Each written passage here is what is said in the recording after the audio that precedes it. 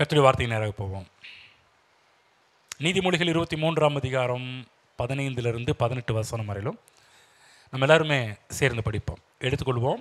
நீதிமொழிகள் 23ஆம் அதிகாரம் 15 18 வசனம் வரையிலும் நம்ம எல்லாரும் சேர்ந்து படிப்போம். என் மகனே, உன் இருதயம் ஞானமுள்ளதாயிருந்தால் என்னிலே என் இருதயம் மகிழும். உன் உதடுகள் செம்மையானவைகளை பேசினால் என் உள்ளிந்திரியங்கள் மகிழும். உன் மனதை பாவிகள் மேல் பொறாமை கொள்ள விடாதே. நீ நாடோறும் கர்த்தரை பற்றும் பயத்தோடு இரு. நிச்சயமாகவே முடிவு உண்டு. உன் நம்பிக்கை வீண் போகாது. உன் நம்பிக்கை வீண் போகாது. தேவனுடைய மக்களுக்கு தேவன் நல்ல எதிர்காலத்தை வைத்திருக்கிறார். ஆகவேதான் போன வாரத்தில் நன்மைகளை எதிர்பாருங்கள் என்று சொல்லி பேச ஆரம்பித்தோம். 15ஆம் வசனம் சொல்கிறது, என் மகனே. சொல்கிற துணியே ரொம்ப நல்லா இருக்குது. என் மகனே, என் மகளே என்று ஆரம்பிக்கிறது இந்த இடத்துல பார்க்குறோம். இயேசு கிறிஸ்துவை சொந்த இரட்சகராக ஏற்றுக்கொண்ட ஒவ்வொருவரும் தேவனுடைய பிள்ளைகள் என்பதை மறந்துவிடக்கூடாது. இங்கே உட்கார்ந்துக்கிற ஒவ்வொருவரும் தேவனுடைய பிள்ளைகள். நாம் தேவனுடைய பிள்ளைகளாக இருக்கிறோம். தேவனுடைய பிள்ளைகளுடைய வாழ்க்கையில் இருக்கின்ற முடிவு, நிச்சயமாகவே முடிவு உண்டு. உன் நம்பிக்கை வீண் போகாது. தேவனுடைய பிள்ளைகளுக்கு தேவன் கொடுக்கின்ற ஆசீர்வாதம் என்ன? முடிவு. நிச்சயமாகவே முடிவு உண்டு. உன் நம்பிக்கை வீண் போகாது. ஆங்கில பதிப்பில் போடப்பட்டிருக்குது ஃபியூச்சர், எதிர்காலம் உண்டு. நிச்சயமாகவே எதிர்காலம் உண்டு. உன் நம்பிக்கை வீண் போகாது. எல்லாரும் சொல்லுங்கள், நிச்சயமாகவே எனக்கு எதிர்காலம் உண்டு, என் நம்பிக்கை வீண் போகாது. சொல்லுவோம், நிச்சயமாகவே எனக்கு எதிர்காலம் உண்டு, என் நம்பிக்கை வீண் போகாது. ஆமென். கரங்களை தட்டி கர்த்தரை வாழ்த்துவோம். Praise the Lord. லிவிங் பைபிளில் அது வசனத்தை எப்படி போடப்பட்டிருக்கிறது என்றால், நிச்சயமாகவே அற்புதமான எதிர்காலம் உனக்கு காத்திருக்கிறது என்று போடப்பட்டிருக்கிறது. உன் நம்பிக்கை வீண் போகாது. கிறிஸ்தவ வாழ்க்கை என்பது என்னன்னா, மனிதன் நமக்கு கொடுத்த அழைப்பு கிடையாது. யாரோ ஒருத்தவங்க கூட்டிகிட்டு வந்தாங்க என்று கிடையாது. கிறிஸ்தவ வாழ்க்கை தேவாதி தேவன் நமக்கு கொடுத்த அற்புதமான அழைப்பில் இருக்குது. அதாவது பைபிளில் போடப்பட்டிருக்குது, நீங்கள் என்னை தெரிந்து கொள்ளவில்லை, நான் உங்களை தெரிந்து கொண்டேன் என்று கர்த்தர் சொல்லியிருக்கிறார். இங்கே இருக்கிற ஒவ்வொருவரும் புரிந்து கொள்ள வேண்டும். நீங்கள் ஏதோ அவரை தேடினீங்களா, நீங்கள் ஏதோ அவரை பிடிச்சிங்களான்னு பார்த்தா இல்லை. ஃபஸ்ட்டு தேவன்தான் என்னை தெரிந்து கொண்டார். கர்த்தர் நம்மை ஏன் தெரிந்து கொண்டார்? கர்த்தர் ஏன் நம்மை அழைத்தார்? உயர்வுக்கென்றே, நன்மைக்கென்றே கர்த்தர் அழைத்திருக்கின்றார். கர்த்தர் ஏன் நம்மை அழைத்தார்? வாழ்வுக்கென்றே கர்த்தர் நம்மை அழைத்திருக்கின்றார். கர்த்தர் ஏன் நம்மை தெரிந்து கொண்டு அழைத்திருக்கிறார்? ஆசீர்வாதத்திற்கென்றே நம்மை தேர்ந்தெடுத்து அழைத்திருக்கிறார். கர்த்தர் ஏன் நம்மை அழைத்திருக்கிறார்? ஜீவனுக்கென்றே தேவன் நம்மை தேர்ந்தெடுத்து அழைத்திருக்கிறார். படிப்போம். 1 பேதுரு 2:9 படியுங்கள். 1 பேதுரு 2:9. அங்கு பேதுரு நம்முடைய அழைப்பை பற்றி அழகான ஒரு வர்ணனையை கொடுத்திருக்கிறார், சத்தியத்தை சொல்லியிருக்கிறார். படிப்போம். 2:9. நீங்களோ உங்களை அந்தகாரத்து நின்று தம்முடைய ஆச்சரியமான ஒளியினிடத்திற்கு வரவழைத்தவருடைய புண்ணியங்களை அறிவிக்கும்படிக்கு தெரிந்து கொள்ளப்பட்ட சந்ததியாயும் ராஜரீகமான ஆசாரிய கூட்டமாயும் பரிசுத்த ஜாதியாயும் அவருக்கு சொந்தமான ஜனமாயும் இருக்கிறீர்கள். ஆமென். இங்கு நம்முடைய அழைப்பை பற்றி பேதுரு சொல்லும் போது நாம் யார் என்பதை பற்றி சொல்றாரு. நாம் யாராம்? உங்களை அந்தகாரத்தினின்று, அந்தகாரம் என்றால் என்ன? இருள், கார் இருள், கும் இருள்னு சொல்றாங்க பாரு. அப்படிப்பட்ட ஒரு இருளிலிருந்து ஆச்சரியமான ஒளியிடத்திற்கு கொண்டு வரப்பட்டவர்கள் தான் இன்றைக்கு நீங்களும் நானும். ஒரு நாள் எப்படி இருந்தோம்? நம்ம நிலைமை என்ன? நம்முடைய இடம் எங்கே? நம்ம எந்த இடத்துல இருந்தோம்? அந்தகார இருளில் நின்று ஆச்சரியமான ஒளியின் இடத்திற்கு கர்த்தரால் கொண்டு வரப்பட்டவர்கள். நல்லா புரிஞ்சுங்க. இந்த அந்தகார ஒளி என்று சொல்லக்கூடியது பிசாசு ஜனங்களை இன்றைக்கும் அந்தகாரத்தில் வைத்திருக்கிறான், காரிருளில் வைத்திருக்கிறான், இருளில் வைத்திருக்கிறான். அந்தகாரம் என்ற சங்கிலிகளால் அவங்களை அடைத்து வைத்திருக்கிறான் பிசாசு ஆகவேதான் இந்த உலகத்தில் இருக்கிற யாராலும் வெளியே வர முடியல. பிசாசின் பிடியிலிருந்து வெளியே வர முடியாத அளவுக்கு தவித்து கொண்டிருக்கிறார்கள் இன்றைக்கு உலகத்தில் இருக்கிற மக்கள். ஆகவேதான் நம்மாலேயும் வர முடியாமல் தான் இருந்தோம். அப்படிப்பட்ட ஒரு பாண்டேஜ், அப்படிப்பட்ட ஒரு கட்டு, அப்படிப்பட்டதான ஒரு சிறை, அந்தகார சிறையில் இருந்தோம். ஆகவேதான் தேவன் நம்மை கொண்டு வந்தார். தேவன் நம்மை வெளியே அழைத்து கொண்டு வந்தார். நம்மளால முடியாது. இங்கே இருக்கிற யாரும் கொஞ்சம் யோசிச்சு பாருங்கள், கார் இருள், கும் இருள், வீட்லேயே சில இடத்துல அந்த யூபிஎஸ் இல்லாத வீட்டில் கரண்ட் போச்சுனாலே மேட்ச் பாக்ஸ் எங்கே, தீப்பெட்டி எங்கே வச்சுருக்குறோம், கேண்டில் எங்கே வச்சுருக்குறோம், இல்லை ஃபோன் எங்கே, அது தேடுறது கூட ரொம்ப படாத பாடு போட்டுருவோம்.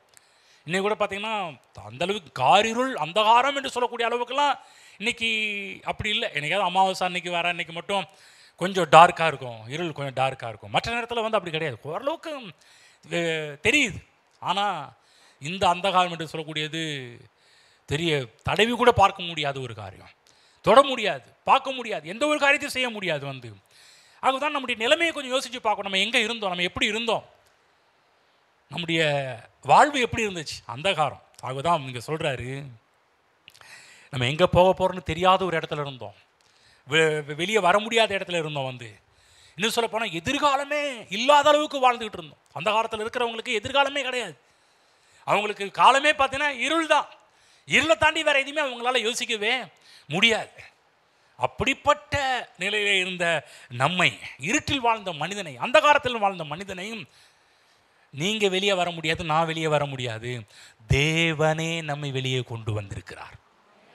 அதுதான் இங்கே பேதுரு சொல்கிறாரு, உங்களை அந்தகாரத்தினின்று தம்முடைய ஆச்சரியமான ஒளியினிடத்திற்கு வர வளைத்தவர், கொண்டு வந்தவர். ஆமென். அதுதான் இன்னைக்கு தேவன் அந்தகாரத்திலிருந்து ஒளிக்குள்ளே கொண்டு வந்து இப்போ ஃப்ரீயாக வாழ வச்சிருக்கிறாரு.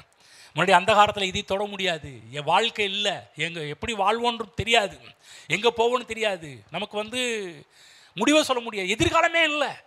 ஆனால் இப்போ ஒளிக்குள்ளே கொண்டு வந்துட்டு நல்லா பார்க்க வைக்கிறாரு, தொட வைக்கிறாரு, போக வைக்கிறாரு. பாருங்கள், காரில் கூட பார்த்தீங்கன்னா எந்த அளவுக்கு பிரைட்னஸ் இருக்குதோ அந்தளவுக்கு நம்ம வேகத்தில் போக முடியும். வெளிச்சம் மட்டும் கார்லேயோ பைக்கில் இல்லைன்னு நம்ம மெதுவாக தான் போக முடியும், வேகத்தில் போக முடியாது. வந்து அந்தளவுக்கு நம்முடைய வாழ்க்கையில் ஒளி வீசி இருக்கிறார் நம்முடைய தேவனாகிய கர்த்தர். நிதானமாக செய்ய முடியுது. அந்த காலத்தில் நிதானமாக வாழ முடியாது. அந்த காலத்தில் எப்போதுமே திகில், பயம் இதுதான் நிரம்பி இருந்தது. ஆனால் ஒளியில் கொண்டு வந்து நிதானமாக, தெளிவாக, அதுதான் பைபிள் புறப்பட்டு அவன் செய்வது எல்லாம் வாய்க்கும். அந்த காலத்தில் இருக்கிறவர்களும் நம்ம செய்கிறது ஒன்றுமே வாய்க்காது, எல்லாம் ஃபெயிலியராக போகும். ஆனால் கர்த்தர் நம்மை வந்து உன்னால் அந்த காலத்திலேருந்து உன்னால் செய்ய முடியாதுன்னு தான் தேவன் நம்மை ஒளியின் இடத்துல கொண்டு வந்திருக்கிறார். நம்மால் எல்லாவற்றையும் செய்ய முடியக்கூடிய அளவுக்கு வெற்றியை வச்சிருக்கிறார். எதுவுமே அந்த காலத்திலேருந்து வெற்றியை பெற முடியாது. அந்த காலத்தில் இருக்கிற எப்போதும் தோல்வி. கர்த்தர் ஏன் ஒளி இடத்துக்கு கொண்டு வந்தார்னா, நீ தோல்விக்காக கிடையாது, நீ வெற்றி பெற வேண்டும் என்பதற்காக தான். அந்த காலத்தில் இருக்கிறவர்களும் சந்தோஷமே இல்லை. ஏன் கர்த்தர் ஒளி இடத்துக்கு கொண்டு வந்தார்? மிகுந்த சந்தோஷம் நம்முடைய வாழ்க்கையில் உண்டாக வேண்டும் என்பதற்காக தான். அதுதான் ஒளியில் இருக்கிறவர்கள் எதிர்காலத்தை குறித்த நம்பிக்கை உடையவர்களாக இருக்கிறார்கள். ஆமென். சொல்லுங்க, நிச்சயமாகவே எனக்கு நல்ல எதிர்காலம் இருக்கிறது, என் நம்பிக்கை வீண் போகாது. ஆமென். எல்லாமே நினச்சி வந்துக்கலாம், என்னதான் வாழ்க்கை, எப்படி முடிய போகுதுன்னு தெரியலையே, எப்படியோ வாழ்ந்துட்டோம், எப்படியோ இருந்துட்டோம், இனிமேல் என் கதி என்ன, இனிமேல் என் நிலை என்ன, இனிமேல் எப்படி? கர்த்தர் சொல்கிறார், இனிமேல் நல்லா பிரமாதமாகவே உங்கள் வாழ்க்கை போகும். ஏன்னா நிச்சயமாகவே நல்ல எதிர்காலம் நமக்கு இருக்கிறது. ஒளியில் வாழ்கிற மனிதனுக்கு தேவன் நல்ல எதிர்காலத்தை கர்த்தர் வச்சிருக்கிறாரு. கிறிஸ்தவ ஜீவியம் என்பது என்ன? அந்த காலத்தில் வாழ்கிற ஜீவியம் அல்ல. கிறிஸ்தவ ஜீவியம் என்பது ஒளியில் நடக்கிற ஜீவியம், ஒளியில் வாழ்கிற ஜீவியம். அதுதான் நாம் செய்கிற எல்லா காரியத்தையும் கர்த்தர் வாய்க்க பண்ணுறார். வாய்க்கிறது கர்த்தர் வாய்க்க செய்கிறார் என்றால் நாம் இருளில் அல்ல, நாம் ஒளியில் வாழ்ந்து கொண்டிருக்கிறதுனால. ஆகவேதான் கர்த்தர் நமக்கு கொடுத்த மிகப்பெரிய ஒரு அழைப்பு. இந்த அழைப்பு திரும்ப சொல்கிறேன், அதுலேருந்து நம்மளால் வெளியே வர முடியாது. நம்மை அழைத்து கர்த்தர் நம்மை வெளியே கொண்டு வந்திருக்கிறார். சிலர் என்ன நினைக்கிறாங்கன்னா, கிறிஸ்தவ வாழ்க்கையே துன்பம் நிறைந்த வாழ்க்கை நினச்சிட்டு இருக்கிறாங்க, கிறிஸ்தவ வாழ்க்கையே கஷ்டம் நிறைந்த ஒரு வாழ்க்கை நினச்சிட்டு இருக்கிறாங்க. துன்பம் அல்ல கிறிஸ்தவ வாழ்வு, இன்பம் நிறைந்த வாழ்வு கிறிஸ்தவ வாழ்வு. ஆமென். ஏதேன் தோட்டத்தில் தேவன் ஆதி மனிதனை வைக்கும்போது ஏதேன் தோட்டத்தில் வச்சார். ஏதேன் என்று சொன்னாலே அதற்கு டெஃபினேஷன், விளக்கம் என்ன, அர்த்தம் என்ன? ஏதேனின் அர்த்தம் என்ன? இன்பம் நிறைந்த இடம். முத கர்த்தர் மனிதனை கொண்டு போய் வைத்த இடம் துன்பம் நிறைந்த ஒரு இடத்துல வைக்கல, இன்பம் நிறைந்த இடத்துல வச்சிருக்கிறார். நல்லா புரிஞ்சுக்கணும், கிறிஸ்தவ வாழ்வு அப்படி தான். நம்மளை ஆண்டவர் கிறிஸ்துக்குள்ளே கொண்டு வந்துட்டு நம்மை அழைத்து தெரிந்து கொண்டு அழைத்து நம்மளை வந்து ஒரு துன்பம் நிறைந்த ஒரு வாழ்க்கைக்குள்ளே தேவன் வைக்கல. எப்படி முதல் மனிதனை கொண்டு போய் ஏதேன் இன்பம் நிறைந்த ஒரு இடத்துல வச்சாரோ அதே போல தான் இன்றைய கர்த்தர் இயேசு கிறிஸ்து ஏற்றுக்கொண்டு ஒவ்வொருடைய வாழ்வு அந்தகாரத்தின்று விடுதலையாக்கி ஒளியின் இடத்திற்கு, ஏதேன் இன்பம் நிறைந்த ஒரு இடத்திற்கு தேவன் நம்மை கொண்டு வந்திருக்கிறார். ஆகவேதான் இந்த இன்பம் நிறைந்த இடத்துக்கு தான் கர்த்தர் நம்மை கொண்டு வந்திருக்கிறார். இது நம்மால் வர முடியாது. திரும்ப சொல்கிறேன், அந்தகார இருள் நின்று நம்மால் விடுதலை வெளியே வர முடியாது, விடுதலை பெற முடியாது. அந்தகாரம் யாருமே உள்ளேயும் வர முடியாது, வெளியும் போக முடியாது. அப்படிப்பட்ட இது ஒரே ஒருத்தரால் முடியும், ஒளியானவரால் மட்டும்தான் முடியும். ஆகவே நான் உனக்கு ஒளியாக இருக்கிறேன், நான் உனக்கு வெளிச்சமாக இருக்கிறேன் என்றெல்லாம் கர்த்தர் சொல்லியிருக்கிறார். ஆகவே கிறிஸ்தவ வாழ்வு கர்த்தர் நமக்கு கொடுத்த அழைப்பு, மிகப்பெரிய ஒரு இன்விடேஷன். நல்லா புரிஞ்சுக்கங்க, சாதாரண ஒரு மனிதன் அழைத்த அழைப்பு அல்ல. கர்த்தர் நம்மை அழைத்திருக்கிறார் கிறிஸ்தவ வாழ்வுக்கு, உயர்வுக்கென்று அழைத்திருக்கிறார், வெற்றிக்கென்று கர்த்தர் அழைத்திருக்கிறார். வேதத்தில் இஸ்ரவேல் மக்களை கர்த்தர் அவங்க அழைக்கும் போது, ஏற்கனவே இஸ்ரவேல் ஜனங்கள் அடிமைத்தனத்தில் வாழ்ந்துக்கிட்டு இருந்தாங்க. யோசிச்சு பாருங்க, கொஞ்ச நாள் கிடையாது, கிட்டத்தட்ட ஒரு 3 தலைமுறைக்கு மேலே மக்கள் அடிமைத்தனத்தில் வாழ்ந்துட்டு இருக்கிறாங்க. சொல்கிறாங்க 400 வருடங்களுக்கு மேலே அப்படின்றாங்க. கணக்கு போட்டாங்கன்னா கிட்டத்தட்ட 350க்கு மேலே கணக்கு போடுறாங்க. யோசிச்சு பாருங்கள், அடிமைத்தனம் என்பது ஏதோ ஒரு இன்னைக்கு இருக்கிற 7 ஆண்டு சிறை தண்டனை, 14 ஆண்டு சிறை தண்டனை அப்படிலாம் கிடையாது. இது பார்த்திங்கன்னா கிட்டத்தட்ட 300 ஆண்டுகளுக்கு மேலாக ஒரு அடிமைத்தனத்திலே வாழ்ந்து கொண்டிருக்கிறார்கள். இப்படிப்பட்ட மக்களை கர்த்தர் வாழ்வுக்கென்று வெளியே அழைக்கிறார். இவங்களை சாவுக்காக வெளியே அழைக்கல. இஸ்ரவேல் மக்கள் எகிப்திலே அடிமைத்தனம், பிரச்சனை, கஷ்டம், உபாதை, உபத்திரவம், வேதனை, கண்ணீர், பஞ்சம், சாப்பாட்டு பஞ்சம் என்றால் அவங்க எகிப்து மக்கள் நல்லா இருக்கிறாங்க. ஆனால் இஸ்ரவேல் மக்கள் சாப்பாடு இல்லாமல், சாப்பாடு இருந்தாலும் கொஞ்சம் சாப்பாடு, வேலை அதிகம், குறைவான சம்பளம், வேலை அதிகம், குறைவான சாப்பாடு, இப்படி தான் மனிதன் வாழ்ந்துக்கிட்டு இருந்தான். கர்த்தர் இஸ்ரவேல் மக்களை அழைத்து வெளியே கொண்டு வரார். திரும்ப சொல்கிறேன், இஸ்ரவேல் மக்களை வேறு யாராலும் வெளியே கொண்டு வர முடியாது, தேவனால் மட்டும்தான் வெளியே கொண்டு வர முடியும். கர்த்தர் ஒரு இரட்சகனை அனுப்பி வெளியே கொண்டு வரார். எகிப்தின் அடிமைத்தனத்தில் மக்கள் சித்திரவதை பண்ணப்படுகிறார்கள், மக்கள் தவிக்கிறார்கள், கஷ்டத்தில் வாழ்கிறாங்க. கர்த்தர் இஸ்ரவேல் மக்களை நேசித்தார். மோசே மூலமாக தேவன் அந்த மக்களை தேடி வந்தார். தேடி போய் அவங்கள்ட்ட பேசுகிறார். என்ன சொல்கிறாருன்னா, இந்த தேசத்திலிருந்து நீக்கி உங்களை வெளியே கொண்டு வந்து வனாந்திரத்தில் அலைய விடுவேன் என்று சொல்லலை. இந்த தேசத்திலிருந்து விடுதலையாக்கி உங்களை துன்பத்தில் கொண்டு போவேன்னு சொல்லலை. இந்த தேசத்திலிருந்து உன்னை விடுதலையாக்கி அந்தகாரத்தில் கொண்டு போவேன்னு சொல்லலை. அந்த தேசத்திலிருந்து விடுதலையாக்கி வெளியே கொண்டு வரதுக்கு முன்னாடியே சொல்கிறாரு, பாலும் தேனும் ஓடுகிற நலமும் விசாலமுமான தேசத்துக்கு உன்னை கொண்டு போகிறேன். எப்படி ஆதி மனிதனை இன்பம் நிறைந்த ஒரு ஏதேன் தோட்டத்தில் கொண்டு போய் வைத்தாரோ, தேவன் பார்த்தாரு, என்னுடைய பிள்ளைங்க அவங்க துன்பத்திலையும் உபத்திரவத்திலையும் பாடுகளிலையும் அடிமைத்தனத்திலையும் வாழ்வது கர்த்தருடைய திட்டம் அல்ல.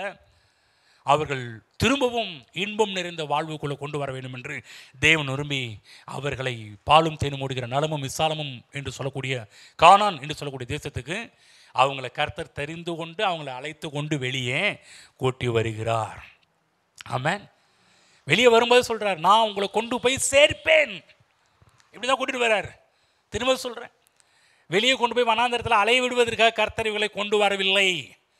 தேவன் இஸ்ரவேல் ஜனங்களை வனாந்திர வாழ்க்கை வாழ்வதற்காக தேவன் அவர்களை வெளியே கொண்டு வரவில்லை. இடையில வனாந்திரம் இருக்கிறது என்று கர்த்தருக்கு நன்றாக தெரியும். அவர் தெரியாதா? கானானுக்கு போகிறதுக்கு முன்னாடி இடையில வனாந்திரம் இருக்குன்னு கர்த்தருக்கு தெரியுமா? தெரியாதா? நிச்சயம் கர்த்தருக்கு நன்றாக தெரியும். ஆனால் வனாந்திரத்தை பொறுத்தவரையிலும் இவங்க அதை கடப்பது என்பது ஒரு பெரிய விஷயமும் கிடையாது, சிம்பிளான காரியம்தான், ஈஸியாக அவர்கள் கடந்து விடலாம். ஆனால் இன்னும் சொல்லப்போனால் தேவன் இஸ்ரவேல் மக்களை வெளியே கொண்டு வரும்போது அந்த இடத்துல கொஞ்சம் கூட ஒரு வனாந்திரத்தை பற்றி பேசவே கிடையாது. அவங்க பேசினதெல்லாம் பாலும் தேனும் ஓடுகிற நலமும் விசாலமுமான தேசம், இப்படி தான் பேசினார். வரும்போதே இங்கே பாருங்கள் தேவன், இங்கே பாரு இஸ்ரவேல் மக்களே, நீங்கள் இப்படிப்பட்ட இடத்துல போக போகிறீங்க, இப்படி கஷ்டப்பட போகிறீங்க, இப்படி உபத்திரப்பட அதெல்லாம் சொல்லலை. வெளியே வரும்போதே அவங்களை கூப்பிட்ற, வெளியே வரும்போதே ஒரு மிகப்பெரிய ஒரு ஆஃபர். எப்படி ஆடி தள்ளுபடின்ற மாதிரி, இதாவது ஆடி தள்ளுபடி கூட அந்த தள்ளுபடியிலேயே அவன் எல்லா ப்ரைஸுமே அவன் ஆட் பண்ணி வச்சுருவான். இன்றைக்கி தள்ளுபடி தான் பேர். ஆனால் நீங்கள் தள்ளுபடின்றதால நீங்கள் போய் பார்த்தீங்கன்னா, ஆஃபர் பார்த்தீங்கன்னா அந்த பொருளோ எல்லாம் ஆட் பண்ணி தான் இருக்கும். மிஞ்சி போனால் ஏதோ ஒரு நம்ம கண் துடைக்கிறதுக்காக கொஞ்சம் காசு மிச்சப்படுத்தலாமே ஒழிய மற்ற பெருத்த லாபம்லாம் கிடையாது. ஆனால் இவர்களுக்கு கர்த்தர் மிகப்பெரிய ஆஃபர் கொடுத்து வெளியே கொண்டு வர்றார். பாலும் தேனும் ஓடுகிற நலமும் விசாலமான தேசத்தை நான் உன்னை கொண்டு போய் சேர்ப்பேன். நான் உத்தரவாதம், நான் கேரண்டி, நான் உன்னை கொண்டு போய் சேர்ப்பேன். ஆமென். அதுதான் பாலும் தேனும் ஓடுகிற நலமும் விசாலமும். சொல்லுங்க, பாலும் தேனும் நலமும் விசாலமும். சொல்லுங்க, பாலும் தேனும் நலமும் விசாலமும். ஆமென். மனம் ஃபுல்லாக இதான் நிரம்பட்டும். பால், தேன், நலம், விசாலம், இதுதான் தேவனுடைய திட்டம். இன்னும் சொல்லப்போனால் இவங்களை பொறுத்தவரையிலும் தேவன் இவர்களுக்காக பாலும் தேனும் ஒரு தேசத்தை வச்சுருந்தாரு. ஆனால் இவங்களுடைய வாழ்க்கையே பார்த்தீங்கன்னா, அழைக்கப்பட்ட ஜனங்கள், தெரிந்து கொள்ளப்பட்ட ஜனங்கள், தேவன் எதற்காக சொல்லி அவர்களை வெளியே கூட்டிட்டு வந்தாரோ அத்தனை பேரும் வனாந்திரத்தில் செத்து போனார்கள். திரும்ப சொல்கிறேன், கிறிஸ்தவ ஜீவியம் என்பது வனாந்திரம் அல்ல. அன்றைக்கு நேரத்தில் பாருங்கள், வனாந்திரம்னு பேசியே கிறிஸ்தவ வாழ்க்கையை வனாந்திரமாக்கிட்டாங்க. கிறிஸ்தவ வாழ்க்கை வனாந்திரம் கிடையாது. நல்லா புரிஞ்சுக்கணும். கிறிஸ்தவ ஜீவியம் பாலும் தேனும் ஓடுகிற கானான் தேசம், கானான் வாழ்வு. புரிஞ்சிச்சிங்களா? கிறிஸ்தவ வாழ்க்கை என்பது இவர்கள் வனாந்திரத்திலே மக்கள் பாருங்கள், இவங்க 40 வருஷம் அலைஞ்சாங்க பாருங்கள். இதுதான் பெருசாக தோணும். நிறைய சபைகளுக்கு பாருங்கள், எதோ அதிகமாக பேசுவாங்க. 40 வருஷம் எப்படி வனாந்திரத்தில் அலைஞ்சாங்க தெரியுமா, எப்படி வனாந்திரத்தில் நடந்தாங்க தெரியுமா. அநேக மக்கள், அநேக சபைகள் 40 வருஷம் அவங்க நடந்த வனாந்திர வாழ்க்கை தான் நம்முடைய வாழ்க்கை நினச்சிட்டு இருக்கிறாங்க. திரும்ப சொல்கிறேன், அந்த வனாந்திர வாழ்க்கையை கர்த்தர் நம்மை அழைக்கவில்லை. நம்மை அழைத்தது பாலும் தேனும் ஓடுகிற நலமும் விசாலம் தான். அதை மட்டும் மனதில் வச்சுக்கணும். தேவன் ஸ்டார்ட் பண்ணும்போது இப்போ வனாந்திர வாழ்க்கையை இது வழியாக தான் முதல்ல போகணும், அப்புறமேட்டுக்கு தான் உனக்கு பாலும் தேனும் ஓடும், இதை கடந்தால் தான் அடுத்தது அது என்று சொல்லி அவர்களை கொண்டு வரவில்லை. ஆனால் நீ கிறிஸ்தவ வாழ்வு பார்த்தீங்கன்னா, அநேக மக்கள் கிறிஸ்தவ வாழ்க்கை வனாந்திரம் என்று நம்பி நல்ல எதிர்காலத்தை இழந்து போய் இருக்கிறார்கள். நல்ல வாழ்க்கை வாழாமல் போயிருக்கிறார்கள். அநேக மக்கள், அநேக கிறிஸ்தவர்கள் ரொம்ப நல்லவர்கள், அநேக கிறிஸ்தவர்கள் ரொம்ப பரிசுத்தவான்கள். சில கிறிஸ்தவங்கள்லாம் யாருக்குமே தீமை கூட பண்ண மாட்டாங்க. அப்படிப்பட்ட கிறிஸ்தவர்கள்லாம் இன்றைக்கு இருக்கிறார்கள். ஆனால் நல்லவர்கள், பரிசுத்தமானவர்கள், யாருக்கும் தீமை செய்யாத கிறிஸ்தவர்கள் இருக்கிறாங்க. ஆனால் அவங்க வாழ்க்கை எல்லாமே வனாந்திரமான வாழ்க்கை வாழ்ந்துக்கிட்டு தேவன் அவர்களுக்காக வைத்த நல்ல கானான், பாலும் தேனும் ஓடுகின்ற நலமும் விசாலமுமான வாழ்க்கையை அனுபவிக்க முடியாமலே இறந்து போனவர்கள் எவ்வளோ கிறிஸ்தவர்கள் இருக்கிறார்கள். அநேக கிறிஸ்தவர்கள் வனாந்திரத்தை நம்பி, வனாந்திரத்தை எதிர்பார்த்து கர்த்தர் வைத்திருக்கிற செழிப்பின் ஜீவியத்தை அவர்களால் அனுபவிக்க முடியாமலே போன கிறிஸ்தவர்கள் எவ்வளோ பேர். ஏன்னா மனதுக்குள் என்ன கொண்டு போய் விதைச்சாங்கன்னா, கிறிஸ்தவ வாழ்க்கையினாலே வனாந்திர பயணம் தாங்க, கிறிஸ்தவ வாழ்க்கைனாலே பாடுங்க, கிறிஸ்தவ வாழ்க்கைனாலே துன்பங்க, கிறிஸ்தவ வாழ்க்கைனாலே துயருங்க, கிறிஸ்தவ வாழ்க்கைனால இப்படிங்கன்னு சொல்லிட்டு அதிகமாக கிறிஸ்தவர்கள் மத்தியில் விதைக்கப்பட்டது எல்லாமே பார்த்தீங்கன்னா துன்பம், துயரம், உபத்திரம், பாடு பாட்டாவே போயிடுச்சு கிறிஸ்தவ வாழ்க்கை. யோசிச்சு பாருங்க. அநேக கிறிஸ்தவங்க சொல்லுவாங்க, அவங்களுக்கே 40 வருஷம் வனாந்திரத்தெல்லாம், நமக்கு அதை விட மேலுங்க, அவங்களுக்கே 40 வருஷங்க, நம்மளாம் அதுக்கு மேலே அப்படின்னு மக்கள் மனதில் கொண்டு போய் விதைச்சி வச்சிருக்கிறாங்க. கிறிஸ்தவ வாழ்க்கைனா வனாந்திர வாழ்வுன்னு. திரும்ப சொல்கிற, கிறிஸ்தவ வாழ்வு வனாந்திர வாழ்வு அல்ல. எதை நம்புகிறோம்? நிச்சயமாகவே நல்ல எதிர்காலத்தை கர்த்தர் வச்சிருக்கிறார். இஸ்ரவேல் ஜனங்களுக்கு நல்ல எதிர்காலத்தை வைத்தான் அவங்க வெளியே கூட்டிட்டு வர்றார். கெட்ட எதிர்காலம் கிடையாது, வனாந்திர எதிர்காலம் கிடையாது, கஷ்ட நஷ்ட எதிர்காலம் கிடையாது, உபத்திரவம், பாடு, அந்த எதிர்காலம் உங்களுக்கு இல்லை. நல்ல எதிர்காலம். கூப்பிடும் போதே பாலும் தேனும் ஓடுகிற நலமும் விசாலம் என்பதுதான் தேவன் அவர்களுக்காக வைத்திருந்தார். ஆமென். இப்படி வாழ வேண்டிய கிறிஸ்தவங்க இன்னைக்கு தாழ விழுந்து கிடப்பதான் வருத்தமான ஒரு காரியமாக இருக்குது. இன்றைக்கி சபைகள் கூட அப்படி தான். வாழ வேண்டியவங்க வாழ வேண்டிய விதத்தில் வாழலை. இன்றைக்கும் கஷ்டம், பிரச்சனை, பாடு, துன்பம், இதில் தான் வாழ்ந்துட்டு இருக்கிறாங்க. நான் சொல்கிறேன், இது தேவன் நமக்காக வைத்த வாழ்வு அல்ல. சொல்லப்போனால் இஸ்ரவேல் ஜனங்கள் கானானுக்கு போகிறதுக்கு முன்னாடி வனாந்திரம் இருந்தது. வனாந்திரம் இல்லைன்னு நான் சொல்ல வரல, வனாந்திரம் இருந்தது. ஆனால் அந்த வனாந்திரத்தை வேத வல்லுநர்கள் சொல்கிறாங்க, வேகமாக கடந்தாங்கன்னா 11 நாளில் வனாந்திரத்தை, அந்த எகிப்தை விட்டு கிளம்பி 11 நாள்லேயே அவங்க கானானை பிடிச்சிருக்க முடியும்னு சொல்கிறாங்க. அதிகபட்சம் ஒருவேளை அவங்க மெதுவாக நடந்திருந்தாங்கன்னா, வேகமாக நடந்தால் 11 நாள், மெதுவாக நடந்தாங்கன்னா கிட்டத்தட்ட அதிகபட்சம் 40 நாளுக்குள்ளாகவே எகிப்திலிருந்து கிளம்புனாங்கன்னா கானானுக்கு 40 நாளுக்குள்ளேயே உள்ளே போயிருக்கலாமா? வந்து யோசிச்சு பாருங்க. 11 நாள் கடக்க வேண்டிய பிரயாணம், மெதுவாக நடந்தால் 40 நாட்கள் நடக்க வேண்டிய பிரயாணத்தை ஜனங்கள் 40 வருடம் நடந்திருக்கிறார்கள் என்றால் ஓ, எவ்வளோ ஒரு வேதனைக்குரிய ஒரு காரியம் பாருங்க. தேவ பிள்ளைகள் நல்லா சொல்கிறேன், நிச்சயமாகவே உங்களுக்கு நல்ல எதிர்காலத்தை கர்த்தர் வைத்திருக்கிறார். உங்கள் நம்பிக்கை வீண் போகாது. தேவன் நமக்காக வைத்திருக்கிற வாழ்வு பாலும் தேனும் ஓடுகிற நலமும் விசாலமுமான கிறிஸ்தவ வாழ்வு. அதுதான் மனதில் செட் பண்ணணும், வேற எதுவும் கிடையாது. ஆனால் இடையில சில நேரத்தில் இப்படிப்பட்ட வனாந்தரம் 11 நாள், ஒருவேளை மெதுவாக நடந்தாங்க 40 நாட்களில் நடக்க வேண்டிய பிரயாணம், ஊருக்கு போக வேண்டிய ஊருக்கு 40 வருடங்கள், ஒரு தலைமுறையே, ஒரு ஜெனரேஷனே போகல. 2 பேரை தவிர அந்த ஃபஸ்ட்டு ஜெனரேஷனே உள்ளே போகல, எல்லாம் செத்து போயிட்டாங்க. யோசிச்சு பாருங்க. கர்த்தர் அவங்களை சாகடிக்கிறதுக்காக வெளியே கொண்டு வந்தார், வாழ வைப்பதற்காக வெளியே கொண்டு வந்தார். இவங்க ஏன் அவங்க 11 நாள் மெதுவாக நடந்தால் 40 நாட்கள் போக வேண்டிய பிரயாணத்தை 40 வருஷம் ஆக்கினதுக்கு முக்கியமான ஒரு காரணமே அவர்களுடைய அவிசுவாசத்தினாலே தான் ஏற்பட்ட விபரீதம் தான் 40 வருடங்கள். நல்லா கவனமாக கேளுங்க, திரும்ப சொல்கிறேன், நன்மையை எதிர்பாருங்கள், நிச்சயமாகவே நல்ல எதிர்காலம் நமக்கு காத்திருக்கிறது. உங்கள் நம்பிக்கை வீண் போகாது. கர்த்தர் நமக்கு கொடுத்த வாக்கு தத்தத்தை நாம் அடைந்து அதிலே வாழ வேண்டும் என்று கர்த்தர் விரும்புகிறார். ஆனால் ஏன் கர்த்தர் கொடுத்த வாக்கு தத்தத்தை நம்மால் சுதந்திரிக்க முடியவில்லை என்றால், எப்படி இந்த ஜனங்களுக்கு அவிசுவாசம் என்ற ஒரு காரியம் உள்ள புகுந்து 40 நாளில் கிடைக்க வேண்டிய 11 நாளில் கிடைக்க வேண்டிய 40 நாளில் கிடைக்க வேண்டிய ஆசீர்வாதம் இத்தனையும் பார்த்தீங்கன்னா 2 பேர் மட்டும்தான் கிடைச்சிச்சு, 40 வருஷம் கழிச்சு. அது மாதிரி கிடைப்பதற்கு வழி அவிசுவாசம் இருந்தால் போதும், 40 வருஷம் ஆகும். ஆனால் விசுவாசம் இருந்தால் தேவன் வைத்த அந்த லக்கை நாம் சீக்கிரத்தில் அடையலாம். சரி, ஏன் கர்த்தர் 40 வருஷம் அதை அனுமதித்தார்? ஏங்க கர்த்தர் வெளியே கொண்டு வந்தார், அவரு டக்குன்னு உள்ளே கொண்டு போயிருக்க வேண்டியதானே? திரும்ப சொல்கிறேன், ஏதேன் தோட்டத்தில் ஆதாம் ஏவாளுக்கு தேவன் எப்படி அவர்களுக்கு வார்த்தை கொடுத்து நடத்தினாரோ அதே போல இவர்களுக்கு வார்த்தை கொடுத்து நடத்துகிறார்.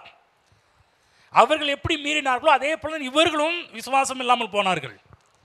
பைபிள் போடப்பட்டிருக்குது, அவர்கள் எப்படி ஆதாம் ஏவாள் பாவம் செய்தார்கள், அதே போல தான் இங்கே இஸ்ரவேல் ஜனங்களும் பாவம் செய்தார்கள். எப்படி?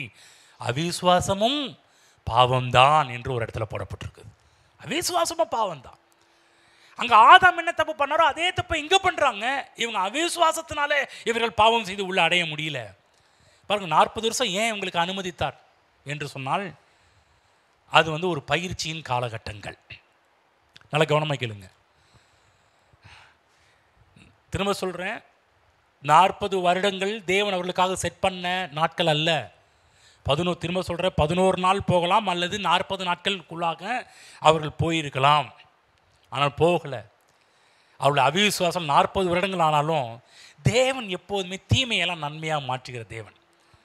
நல்லா புரியும். ஒருவேளை அவங்க அறிவின்மையினால், அறியாமையினால், ஒருவேளை முட்டாள்தனத்தினால், அவிசுவாசத்தினால், சந்தேகத்தினால், பயத்தினால் இவர் நாட்கள் கடந்தால் அந்த பீரியடெல்லாம் பார்த்தீங்கன்னா தேவன் அவர்களுக்கு ட்ரைனிங் பீரியடாக மாற்றி விடுகிறார். பயிற்சியின் காலகட்டமாக தேவன் மாற்றுறார். எப்போதுமே ட்ரைனிங் பீரியட் என்று சொல்லக்கூடியது, பயிற்சியின் காலகட்டங்கள் என்று சொல்லக்கூடியது இன்பமான ஒரு காலகட்டங்கள் அல்ல, எப்போதுமே கஷ்டமாக தான் இருக்கும். இந்த இங்கே இருக்கிற உங்கள் குடும்பத்தில் போலீஸ் ட்ரைனிங் மற்ற ட்ரைனிங்லாம் உள்ளே போகிறவங்களுக்கு தெரியும் எவ்வளவு ஹார்டு, எவ்வளோ கஷ்டம் இருக்குன்னு நல்லாவே தெரியும் இல்லைங்களா? ரொம்ப இன்பமாக இருக்கும்ல. மிலிட்ரி ட்ரைனிங், மிலிட்ரியில் ஆள் எடுக்கிறாங்கன்னா, போலீஸில் ஆள் எடுக்கிறாங்கன்னா, நம்மளே நிறைய இந்த யூடியூப் மற்ற காரியத்தெல்லாம் பார்ப்போம், எப்படியெல்லாம் அவங்களுக்கு ட்ரைனிங் கொடுக்குறாங்க. சும்மா ஈஸியாக ட்ரைனிங், ரோஜா மலர் படுக்க வைப்பாங்களே, அப்படி கிடையாது. ஹார்டு ட்ரைனிங், கஷ்டம். சொல்லுவாங்க அவங்க பெற்றவங்களெல்லாம் சொல்லுவாங்க, ஐயோ என் பிள்ளை இவ்வளோ கஷ்டப்படுறானே, இப்படி சாப்பாடு போட்டதால் இப்படி சாப்பாடு போட்டு வளர்த்த உடம்புலாம் இப்படி போகுதே. நம்ம நினைப்போம் பிள்ளைங்க லைஃப்பில் அவ்வளோ கஷ்டப்படுறதை பார்த்து ரொம்ப வேதனைப்படுவோம். ஆனால் அந்த ட்ரைனிங் பீரியட் முடிஞ்சிருச்சுன்னா அவங்களுக்கு நல்ல வாழ்வு காத்திருக்கிறது. நிறைய பேர் ட்ரைனிங் பீரியடில் தோற்று போனவங்க இவ்வளோ பேர் இருக்கிறாங்க. ட்ரைனிங் பீரியடில் ட்ரைனிங் பிடிக்காமல் வெளியே போனவங்க இவ்வளோ பேர் இருக்கிறாங்க. ட்ரைனிங்கில் தோற்று போட்டு வேலை கிடைக்காம போனவங்க இவ்வளோ பேர் இருக்கிறாங்க. ஆனால் ட்ரைனிங் பீரியட் முடிச்சுட்டு வரும்போது அவங்க நல்ல பொசிஷனில், நல்ல அந்தஸ்தில், நல்ல வேலையில், நல்ல வேலை, நல்ல இடம் கிடைக்கும்போது அவங்களுக்கு இருக்கின்ற மகிழ்ச்சியே தனி. அந்த அந்த அந்த அந்த பொசிஷன், அந்த அந்த வேலை, கௌரவம், என்னுடைய பிள்ளைக்கு இந்த வேலை கிடச்சிருச்சு, என் பையனுக்கு இந்த வேலை கிடச்சிருச்சு, பரவாயில்ல, ஒரு கௌரவம், பேர், பெருமை எல்லாமே வர ஆரம்பிச்சிடும் அந்த ட்ரைனிங் பீரியட் முடிகிறப்ப. அதே போல் தான் இஸ்ரவேல் ஜனங்களுக்கு அவங்க வந்து அவிசுவாசத்தினால் அந்த நாட்களை கடத்தினா அது எல்லாவற்றையும் தேவன் அவர்களுக்கு ஒரு ட்ரைனிங் பீரியடாகவே கர்த்தர் மாற்றுறாரு. சரி, ஓகே, நான் உனக்கு 11 நாள் வச்சேன், வேகத்தில் நடந்தேன்னா சரி பரவாயில்ல, மெதுவாக நடந்தால் கூட 40 நாள் நடந்துடலாம். ஆனால் நான் நடக்க முடியல, மற்ற நாளில் இப்படி தான் போவேன்னு சொன்னால் உனக்கு அதை நான் ட்ரைனிங் பீரியடாக மாற்றுறேன், இதில் ஜெயிச்சுட்டு நான் பார்க்கலாம் அப்படின்னு சொல்லி பார்க்குறாரு. இந்த ட்ரைனிங் பீரியடில் அவங்களுக்கு நிறைய காரியத்தை கற்றுக் கொடுத்தார். சாப்பாட்டுக்கு நீ என்னையை தான் பார்க்கணும், தண்ணிக்கு நீ என்னையை தான் பார்க்கணும், யோசிச்சு பாருங்க, ட்ரெஸ்ஸுக்கு நீ என்னையை தான் பார்த்தாகணும், பாதுகாப்புக்கு நீ என்னையை தான் பார்த்தாகணும், பாதரட்சிக்கு நீ என்னையை தான் பார்த்தாகணும். சொல்லப்போனால் முழுக்க முழுக்க முழுக்க இந்த ஜனங்கள் கர்த்தரை சார்ந்து வாழ வேண்டும் என்பதுதான் தேவ திட்டமாக இருந்தது. 11 நாட்கள் நடந்தாலும் யாரை சார்ந்தான் வாழ வேண்டும்? கர்த்தரை சார்ந்தா வாழணும். 40 நாட்கள் கடந்தாலும் கர்த்தரை சார்ந்தா வாழணும். 40 வருஷம் இடையில கடந்து போனாலும் நான் சொல்கிறேன், அந்த ட்ரைனிங் பீரியடு கர்த்தரை சார்ந்து தான் வாழ வேண்டும். சில நினைக்கிறாங்க, அப்போ 40 வருஷத்துக்கு மேலே நம்ம இஷ்டத்துக்கு வாழலாமா, தங்க சுயபலத்தை நம்பி வாழலாமா? இல்லை, எல்லா நாட்களுமே கர்த்தரை நம்பி வாழதான். யோசிச்சு பாருங்க.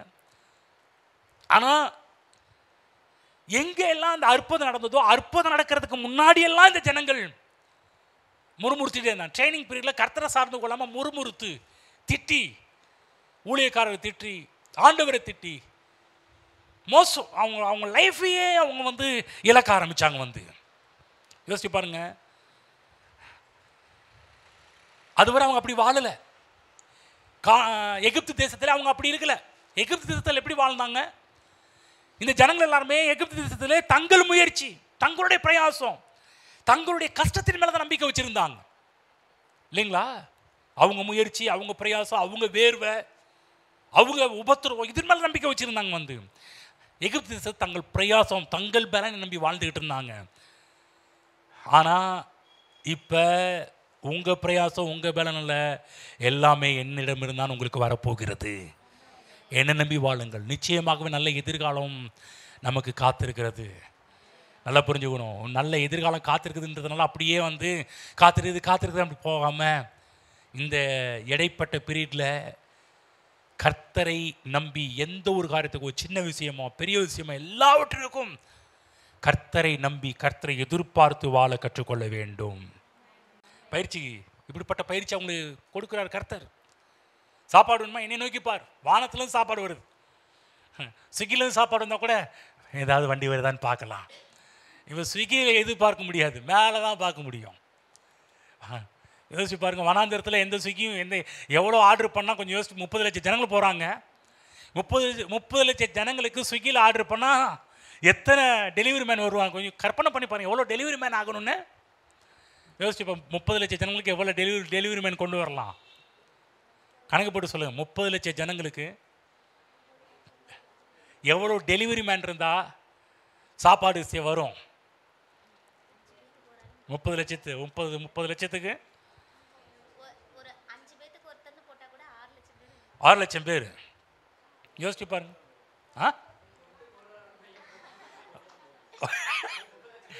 அவங்க ஆர்டர் ஒருத்தர் ஒன்று தான் போடணும், 6 போட முடியாதப்பா, போடக்கூடாது. ரொம்ப மைனூட்டாக போக வேணாம்ப்பா. நான் இவங்க சொல்லும்போது சும்மா எதாச்சியாக கணக்கு போடுவோம். கிரேஸ்க்கு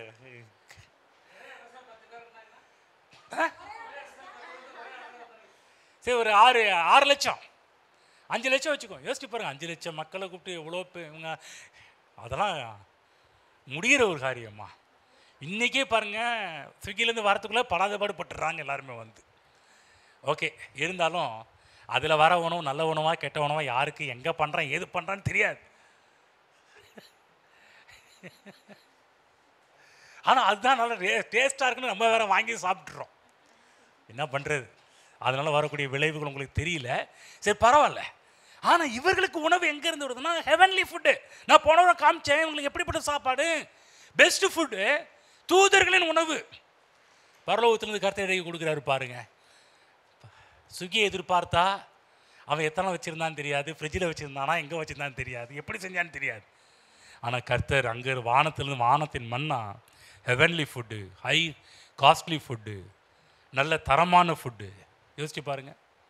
இந்த ஜனங்கள் வனாந்திர வாழ்க்கை, இவங்க இன்னைக்கு கிறிஸ்தவம் சொல்கிற வனாந்திரம் வேறு வனாந்திரம், ஆனால் பைபிள் சொல்கிற வனாந்திரம் சூப்பரான வனாந்திரம்.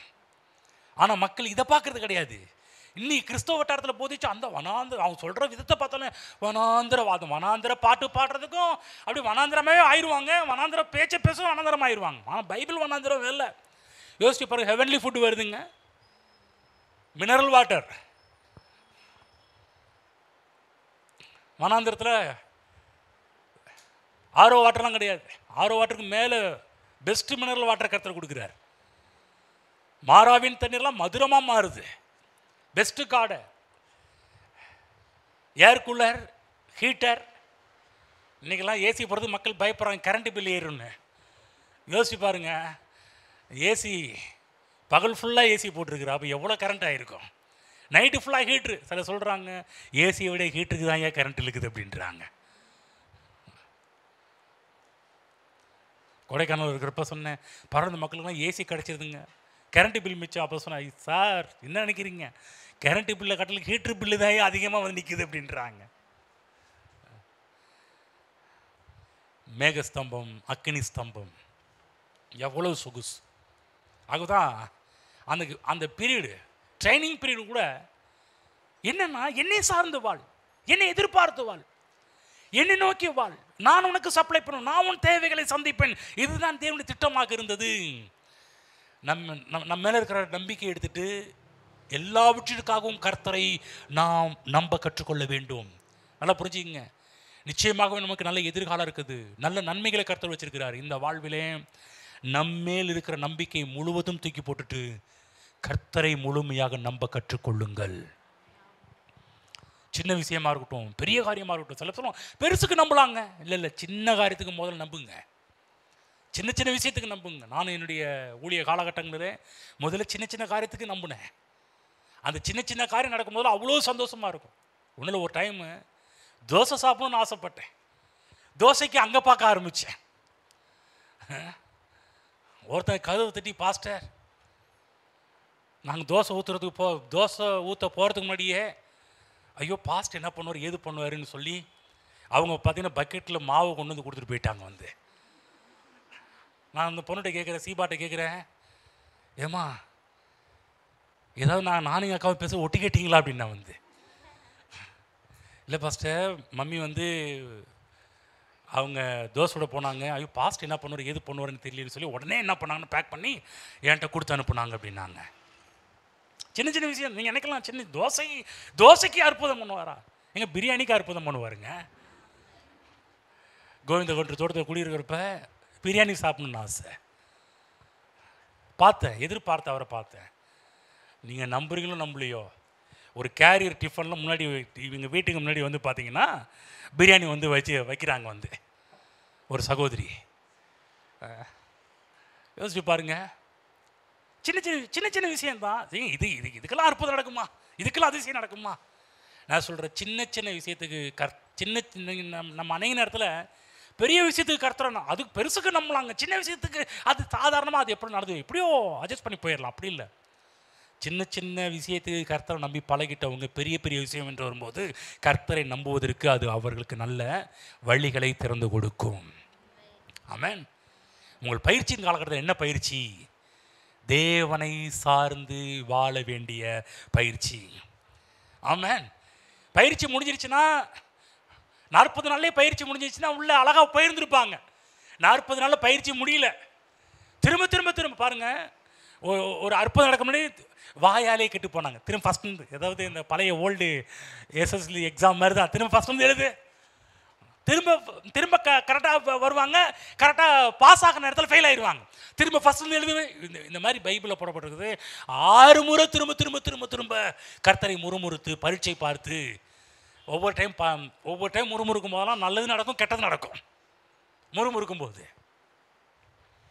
திரும்ப சொல்கிறேன், கிறிஸ்தவ வாழ்வு பாலும் தேனும் ஓடுகிற நலமும் விசாலமுமான கானான் ஏதேன் தோட்ட வாழ்வு.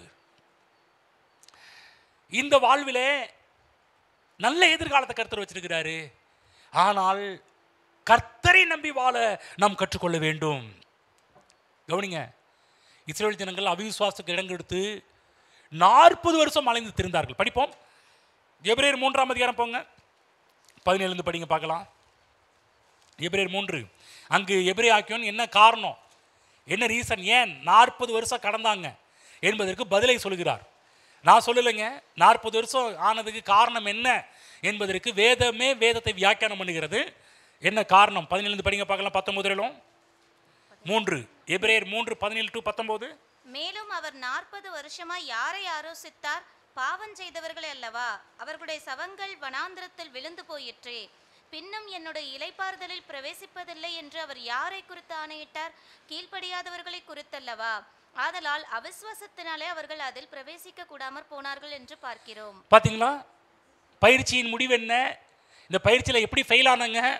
இந்த பயிற்சியில் எப்படி தோற்று போனார்கள்? பயிற்சியில் தோற்று போனதுக்கு முக்கியமான ஒரு காரணம் என்ன? ஆதலால் அவிசுவாசத்தினாலே அவர்கள் அதில் பிரவேசிக்க கூடாமற் போனார்கள் என்று பார்க்கிறோம்.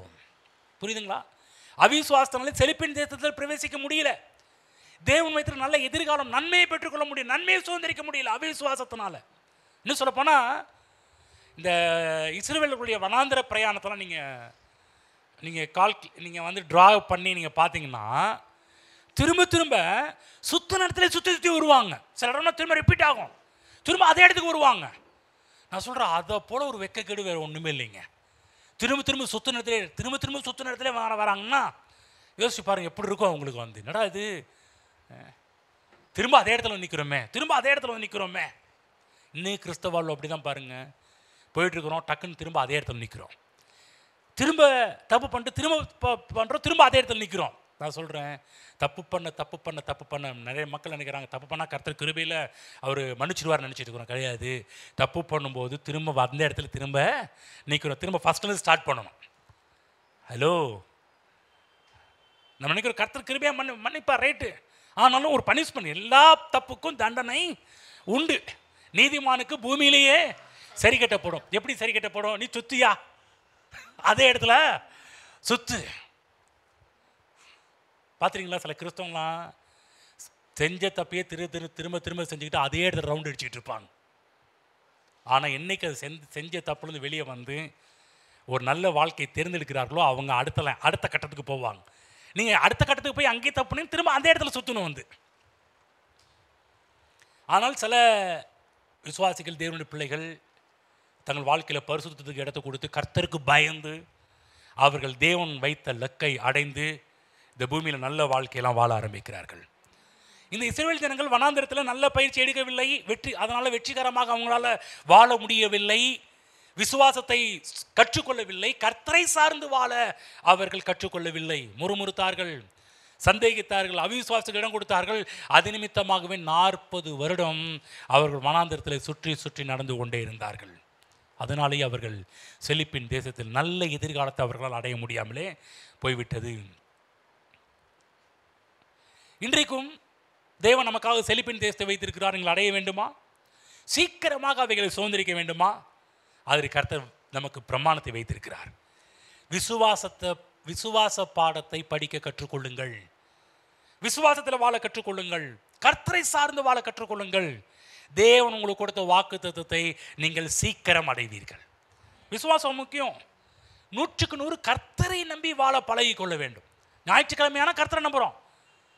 திங்கக்கிழமையிலிருந்து சனிக்கிழமை யாரெல்லாம் நம்பக்கூடாதோ அவங்களெல்லாம் நம்பி விட்டுருப்போம்.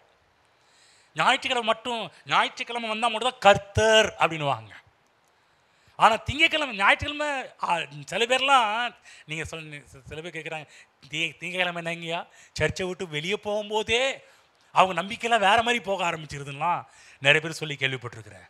கவனமாக கேளுங்க. ஞாயிற்றுக்கிழமை மட்டுமல்ல, எல்லா நாட்களும் நமக்கு பீரியடு, விசுவாச பயிற்சி ட்ரைனிங் பீரியட் என்ன இந்த விசுவாச பயிற்சி என்ன? எல்லா நாட்களும் எல்லா நேரமும் கர்த்தரை சார்ந்து வாழ கற்றுக்கொள்ள வேண்டும்.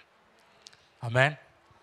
பாருங்க, போன மாதம் என்னுடைய மனைவிக்கு பிறந்த நாள் 20ஆம் தேதி. ஒரு நாளைக்கு முன்னாடி நாங்கள் எல்லாருமே ஏற்காடு போக வேண்டியதாக இருந்துச்சு நிலமை. சர்ச்சிலேருந்து ஒரு 9 பேர் இப்போ வேறு போகணும். கையில் ஒரு நையா பைசா இல்லை. அப்போ பேசிகிட்டு இருக்கும்போது யோசப் சொன்னாப்பா, நான் சேர்த்து வச்சுக்கிற 3000 இருக்குதுன்னா நீங்கள் எடுத்துக்கங்க, எடுத்துகிட்டு எப்படியும் நம்ம போயிட்டு வந்துடுவோம். அப்புறம் அம்மாவுக்கு ஏதாவது அன்றைக்கி ஏதாவது வேணுன்றதை பண்ணிக்கலாம். அதனாலேயே மனைவி கேக்கெல்லாம் வாங்க சொன்னாங்க. சில பேக்கா கேக்கெல்லாம் வாங்க முடியாது, வேணா வீட்டில் ரவை இருக்குது, கேசரி பண்ணி வச்சிடுறேன்.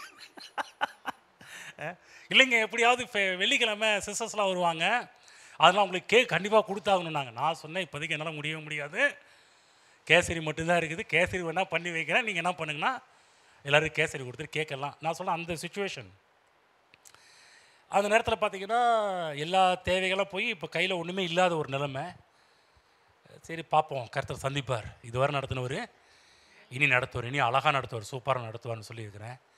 நான் எதிர்பாராதவனுமா அன்றைக்கி ஒரு சகோதரி வீட்டுக்கு வந்து ஒரு 15,000 நாங்கள் வந்து கொடுத்துட்டு போனாங்க. யோசிச்சு பாருங்கள், அதை நான் எதிர்பார்க்கவே, அவங்க வருவாங்கன்னு எதிர்பார்க்கல, கொடுப்பாங்கன்னு எதிர்பார்க்கல.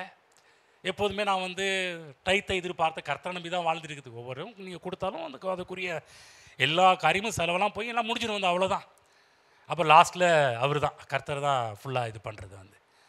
நான் சொல்கிறேன், அந்த நேரத்தில் கூட பாருங்கள், ஹோட்டலில் போய் வாங்கி சாப்பிடலான்னு பிளான் பண்ணோம். அது முன்னாடி சொன்ன ஹோட்டல்லாம் போய் இது முடியாது, புளிஸ் வரலாம், கிளறி கொண்டு போகலாம்.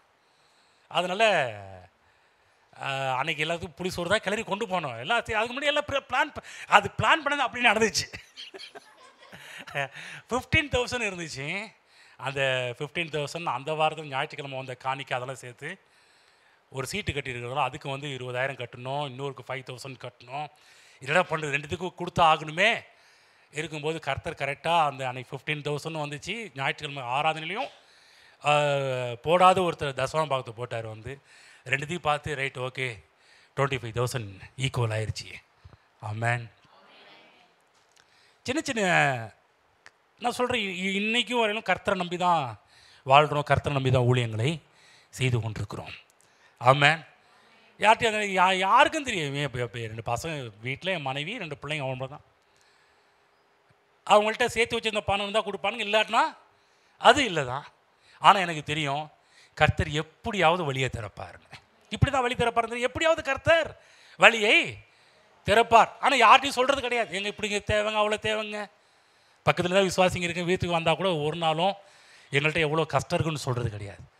அவங்க பார்க்கும்போது பாஸ் நல்லா இருக்கிறாங்க. எப்போ எங்களை யார் பார்த்தாலும் அவங்க நல்லா இருக்கிறாங்க, நல்லா இருக்கிறாங்க. நாங்கள் நல்லா இருக்கிற மாதிரி தான் இருக்கோம், நல்லா தான் இருக்கிறோம்.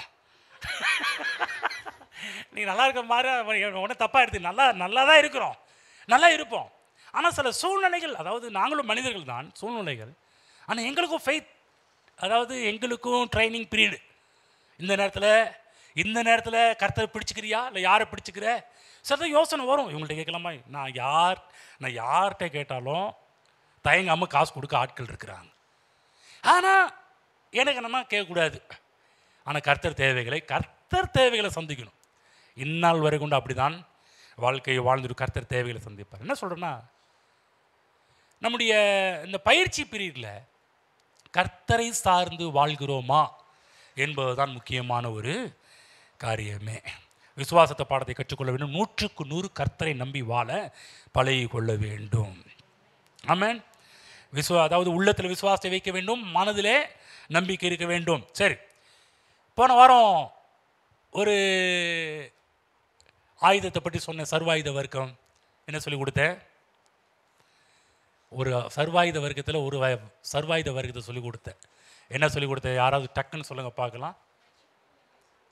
சொல்லுங்க, நல்லா சொல்லுங்க பார்க்கலாம். நோட்ஸை பார்க்காதீங்கய்யா. ரட்சிப்பின் நம்பிக்கை ரட்சிப்பின் நம்பிக்கை, அப்புறம் என்னும் தலைசீரா. அவங்களுக்கு நல்லா ஜோராக கைதுங்க பார்க்கலாம். இவங்க நீங்கள் ஸ்டார்ட் பண்ணி விட்டீங்களா? திரும்ப அதே பகுதி இப்போ 1 தெசலோனிக்கேயர் 5:8 போவோம். போன வாரம் ஹெல்மெட்டை பற்றி பார்த்தோம். ஹெல்மெட் எவ்வளோ அவசியம். அதே போல் இன்றைக்கும் ஒரு ஆயுதத்தை பற்றி பார்க்க போகிறோம். சர்வாயுதத்தை பார்க்க போகின்றோம். 1 தெசலோனிக்கேயர் 5:8 நல்ல நன்மைகளை, நல்ல எதிர்காலத்தை வச்சிருக்கிறாரு. இந்த ஜீவியத்திலே நமக்கு தேவையானது ஹெல்மெட் அவசியம்.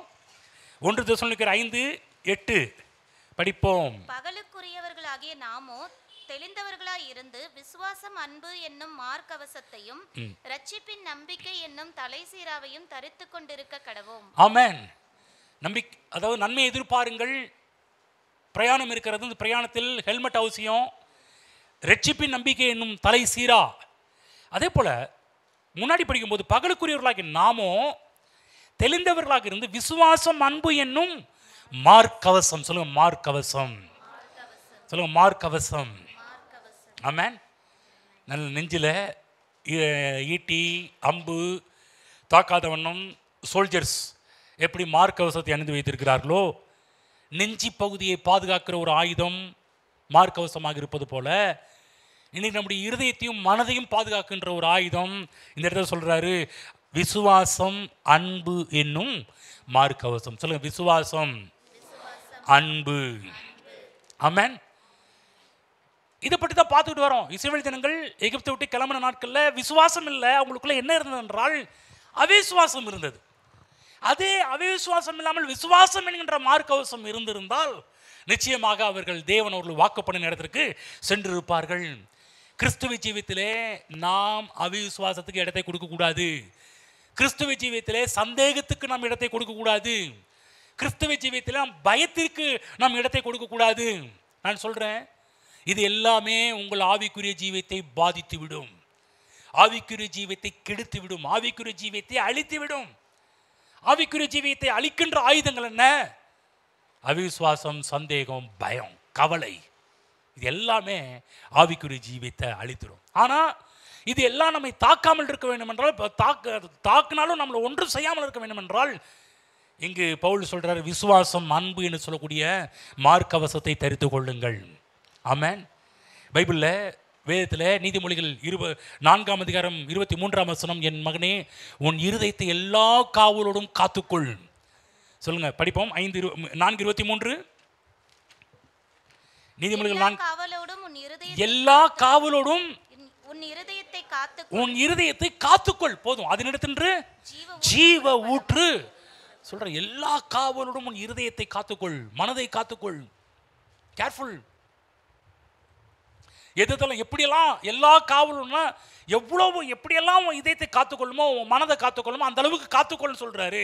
ஏன்? எதனால? அங்கிருந்து தான்ப்பா ஜீவ ஊற்று புறப்படும். ஆமென். எப்படி காத்துக்கணும்? எல்லா காவலோடும் எப்படி காத்துக்கணும்? அவிசுவாசத்துக்கு இதயத்தில் இடத்தை கொடுக்கக்கூடாது. சந்தேகத்துக்கு இதயத்தில் இடத்தை கொடுக்கக்கூடாது. பயத்துக்கு இதயத்தில் இடத்தை கொடுக்கக்கூடாது. கவலைக்கு இதயத்தில் இடத்தை கொடுத்துடக்கூடாது. இன்னும் சொல்ல போனால், அன்புக்கு விரோதமாக எழும்புகிற எந்த ஒரு காரியத்துக்கும் இருதயத்தில் இடத்தை கொடுத்து விடக்கூடாது. மனதில் இடத்தை கொடுத்து விடக்கூடாது. எல்லா காவலோடும் உன் இருதயத்தை காத்துக்கொள். ஏன் தெரியுங்களா?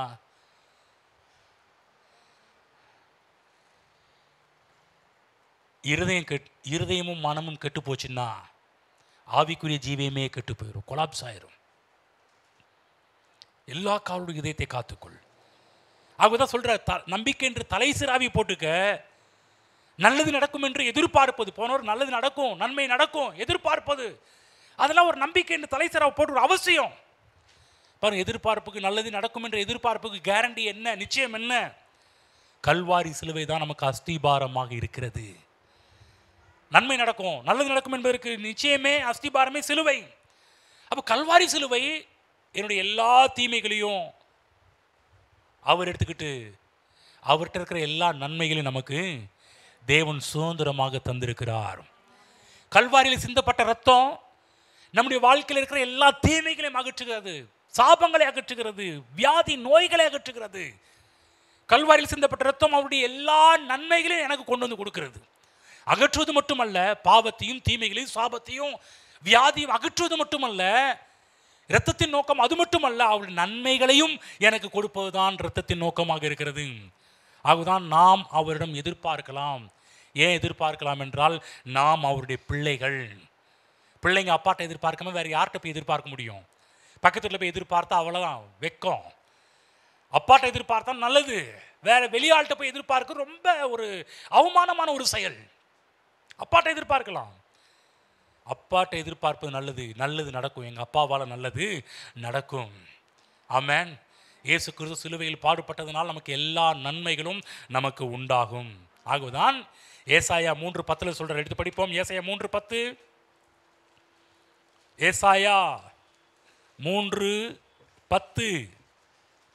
உங்களுக்கு நன்மை உண்டாகும் என்று நீதிமான்களுக்கு சொல்லுங்கள், அவர்கள் தங்கள் கிரியைகளின் பலனை அனுபவிப்பார்கள். ஆமென். உங்களுக்கு நன்மை உண்டாகும் என்று நீதிமான்களுக்கு. இங்க எத்தனை பேர் நீதிமான்கள்? என்னங்க மற்றவங்கெல்லாம் கை தூக்காதவங்கலாம்? திரும்ப கேட்குற, எத்தனை பேர் நீதிமான்கள்? எல்லாம் கை தூக்கிட்டீங்களா? சரி, இப்போ நீதிமான்கள் பக்கத்தில் பார்த்து சொல்றேங்க. நீதிமான்களுக்கு பார்த்து சொல்லுங்க, உங்களுக்கு நன்மை உண்டாகும். ஆமென். நல்லது நடக்கும். நன்மை உண்டாகும்னா நல்லது நடக்கும். உங்க நன்மை உண்டாகும். ஏன்? இயேசு என் பாவத்திற்கான தண்டனை அவர் சுமந்து தீர்த்து விட்டபடியினால் எனக்கு நன்மை உண்டாகும். பழைய ஏற்பாட்டு காலத்தில் கூட நன்மை உண்டாகும்னு சொன்னாங்க. ஆனால் அது ஃபுல்ஃபில்லே எங்கன்னா புதிய ஏற்பாட்டில் கர்த்தராகிய இயேசு கிறிஸ்துவின் கல்வாரி சிலுவை ரத்தம் அவருடைய மீட்பின் மூலமாக தான் நமக்கு நன்மை உண்டாகி இருக்கிறது. ஆமென். அவர் நமக்கான எல்லா அடிகளையும் அவர் வாங்கிட்டார். நம்முடைய எல்லா வியாதிகளையும் அவர் வாங்கிட்டார். நம்முடைய எல்லா பாவங்களையும் அவர் வாங்கிட்டார். நம்முடைய எல்லா சாபங்களையும் அவர் சுமந்துட்டார். இதன் அடிப்படையில் தான் இன்றைக்கு விசுவாசிகளாகி நீதிமான்களாகி உங்களை பார்த்து சொல்றேன், உங்களுக்கு நன்மை உண்டாகும். எதின் அடிப்படையில்? என் சுய பலத்தினால் அல்ல, என் சாமர்த்தியத்தினால் அல்ல, கல்வாரி சிலுவையினால், இரத்தத்தினால், மீட்பினால் நமக்கு நன்மை உண்டாகும். இப்போ சொல்லுங்க தைரியமா, உங்களுக்கு நன்மை உண்டாகும். நல்லா சொல்லுங்க, நன்மை உண்டாகும். ஆமென். நன்மையை எதிர்பார்க்கும். நன்மை உண்டாகும் என்று எதிர்பார்க்கணும். சுகம் என்கிற நன்மை எனக்கு உண்டாகும். பலன் என்கிற நன்மை உண்டாகும். ஐஸ்வர்யம் என்கிற நன்மை உண்டாகும். பரிசுத்தம் என்கிற நன்மை எனக்கு உண்டாகும். சமாதானம் என்கிற நன்மை உண்டாகும். கல்வாரி சிலுவையில் ஏற்படுத்தின எல்லா நன்மைகளும் நமக்கு உண்டாகும். ஆகவே நாம் இவைகளை எதிர்பார்க்க வேண்டும் என்று வேதம் சொல்கிறது. நீதிமானாக எனக்கு நன்மை உண்டாகும் என்று எதிர்பார்க்க வேண்டும். ஆகவே நன்மைகளை எதிர்பார்க்கும் மனம்தான் நம்பிக்கை உடைய மனம். யோபு நல்ல மனிதன், ஆனால் மனதில் தீமைகளை எதிர்பார்த்த மனிதன். பாருங்க, இதே டாப்பிக்கை நான் இளம்பிள்ளையில் போதித்தேன், ஆனால் அதே டாபிக் இங்கே போதிக்கலை. எல்லாமே மாறுபடும். பாஸ்டர், இதே இதை நான் கேட்ட மாதிரி தெரியுதே நீங்கள் நினைக்கலாம். ஆனால் அதல்ல, இது கொஞ்சம் சற்று வேறுபடும்.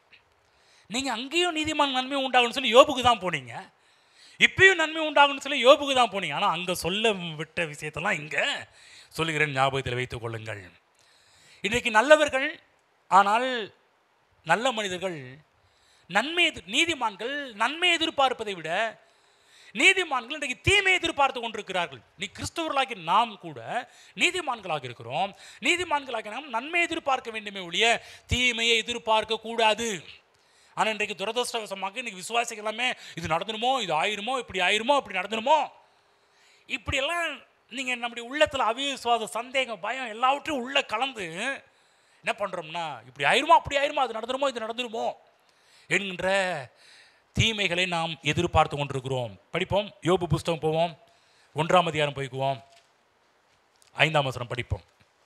யோபு 1:5 படிங்க பார்க்கலாம். விருந்து செய்கிற அவரவருடைய நாள்முறை முடிகிற போது யோபு, ஒருவேளை என் குமாரர் பாவம் செய்து தேவனை தங்கள் இருதயத்திலே தூஷித்திருப்பார்கள் என்று சொல்லி அவர்களை அழைத்தனுப்பி பரிசுத்தப்படுத்தி அதிகாலமே எழுந்து அவர்கள் எல்லாருடைய இலக்கத்தின்படியேயும் சர்வாங்க தகன பலிகளை செலுத்துவான். இந்த பிரகாரமாக யோபு அந்நாட்களில் எல்லாம் செய்து வருவான். கவனிங்க, இதில் இருக்கின்ற ஒரு முக்கியமான ஒரு காரியத்தை இன்றைக்கி இந்த வசனத்திலிருந்து காண்பிக்க விரும்புகிறேன். அந்த இடத்துல படிக்கிறோம், இந்த பிரகாரமாக யோபு அந்நாட்களில் எல்லாம் செய்து வருவான். நோட் திஸ் பாயிண்ட், அந்நாட்களில் எல்லாம் செய்து வருவான். என்ன செய்து வருவான்? அதாவது அந்த நாட்களில் பிள்ளைங்களாம் ஒன்று கூடுவாங்க, விருந்து, நல்லா பெரிய பணக்காரன். பெரிய பணக்காரன் சொன்னாலே வீட்டில் எப்போதுமே விருந்து தடால் படல் நடக்க ஆரம்பிக்கும்.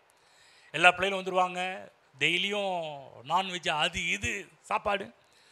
யோபு ஒருவேளை அதாவது அவரவருடைய நாள் முறை முடிகிற போது, இன்றைக்கி அக்கா வீடு, இன்றைக்கி நாளைக்கு அண்ணன் வீடு, அடுத்த தங்கச்சி வீடு, தம்பி வீடு, அப்படி ஒவ்வொரு வீடுக்காக போயிட்டு வரப்ப ஒவ்வொரு நாள் முடிகிற அவரவருடைய நாள் முறை முடிகிற போது, இன்றைக்கி பெரிய அக்கா வீட்டில் முடிஞ்சிருச்சு, நாளைக்கு அண்ணன் வீட்டில் ஆரம்பிக்கணும், அதனால் அக்கா வீட்டில் முடிஞ்ச உடனே ஒருவேளை முடிகிற போது யோபு ஒருவேளை என் குமாரர் பாவம் செய்து தேவனை தங்கள் இருதயத்தில் தூசித்திருப்பார்கள் என்று சொல்லி அவர்களை அழைத்தனுப்பி பரிசுத்தப்படுத்தி அதிகாலமே எழுந்து அவரவர்களுடைய எல்லாரும் இலக்கத்தின்படியையும் சர்வாங்க தகன பலிகளை செலுத்துவான், பலி செலுத்துகிறான்.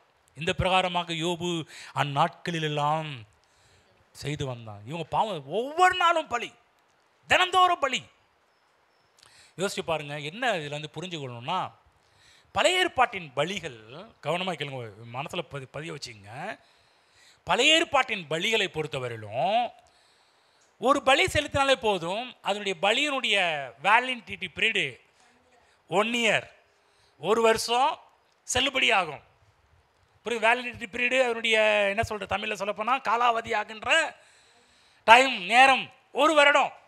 அந்த 1 வருஷம் இன்சூரன்ஸ் 1 வருடத்தில் அவன் பாதுகாப்பு, அந்த பலி நிமித்தமாக பாதுகாப்பு, நன்மைகள், சுகம், எல்லா விதம் அந்த பலிகளின் மூலமாக தேவன்றிருந்து வர எல்லா விதமான நன்மைகளையும் இஸ்ரவேல் ஜனங்கள் பெற்றுக்கொள்வார்கள். புரிஞ்சுச்சிங்களா? ஒரு பலி போதும், ஒரு பலி போட்டாலே வருஷத்துக்கு போதுமானது. ஆனால் நம்மால் என்ன பண்ணுறது தெரியுங்களா? ஓவர்.